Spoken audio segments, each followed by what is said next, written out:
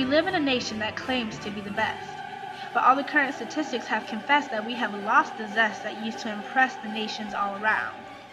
Now the only thing we can suggest is, oh, we obviously need more tests. Ah yes, tests, tests, tests. But do these tests really challenge our minds? Or are we just wasting time on tests that sweep in like vultures and attack our creative culture? We live in a time where the philosophy is, C's get degrees, and passing supersedes the act of actually learning.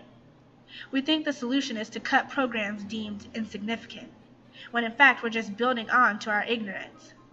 We should embrace the schooling structure that values a well-rounded education. And yes, you still get to keep your fixation on the cores, but maybe we should add other arts, academics, and athletics to the score. The minute we began to neglect the significance of other subjects was the minute we wrecked our students' chances of success. The arts, in particular, give students a chance to connect and reflect on their intellect. In order for music to reach its full effect, we should only let those with the desire and skills to teach. This should be the case with any subject, honestly. We must break the stigma of those who can do and those who can't teach. If anything, those who teach should be the best at what they do. Let's not forget that a teacher is the one that, in fact, taught you. Like most professions, you really have to love what you're doing in order to be successful. So I urge you to think carefully when choosing a career that starts all others. I believe that music, along with other arts, should be taught to all children. Have you ever sat and thought of a world without music?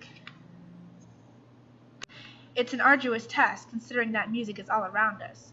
So why can we only defend music if it only benefits the core standards? Music should be taught for music's sake. Because as some say, life without music would be a mistake. So how can we prove the power that music possesses?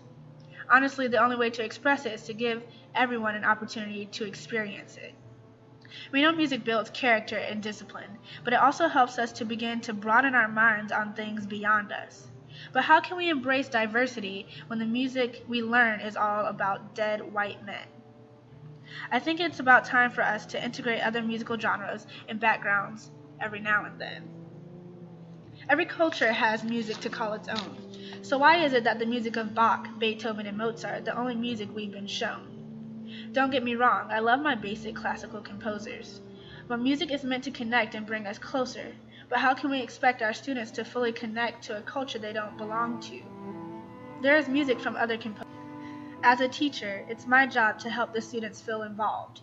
I think it's time to install lesser known and more diverse composers and genres.